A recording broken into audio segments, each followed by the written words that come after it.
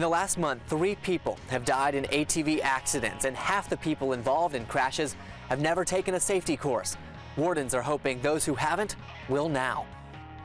One of those deadly accidents claimed the life of a 9-year-old boy in Darlington. Good evening, everyone. I'm Sarah Carlson. And I'm Eric Franke. All-terrain vehicles are popular for fun and on farms, but wardens caution there can be a very thin line between excitement and danger. New at 10, the night team's David Douglas hears from the experts. It'd be easy to see a vehicle designed to get anywhere Certainly a large machine like this as invincible. people are jumping on these vehicles for the first time.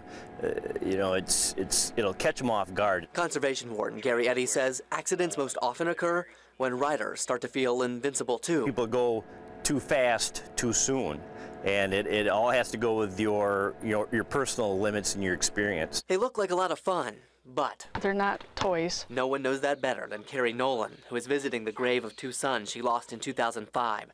9-year-old Austin and 7-year-old Justin had been scolded about riding the family farm ATV. When a farmhand left the keys in it, the temptation was too much.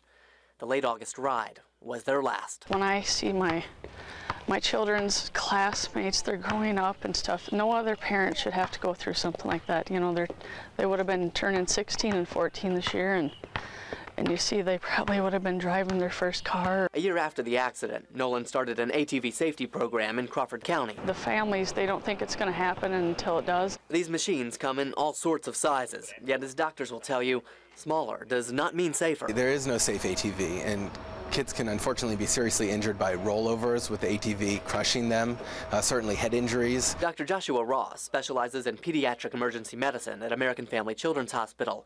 He recommends no child under 16 ride an ATV. For him, the numbers just don't favor it. There was over 40,000 injuries by ATVs last year in children under 16. So if you think about that, David, that's 110 a day. That's a lot. In Wisconsin, most ATV crashes that end in injury involve riders with no safety training.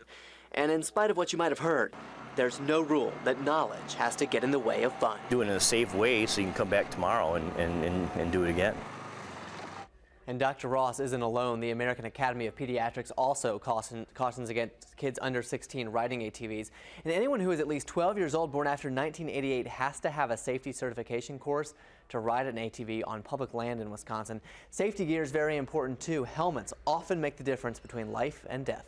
Some very important safety messages in that story and some unthinkable tragedy as well. David, thank you.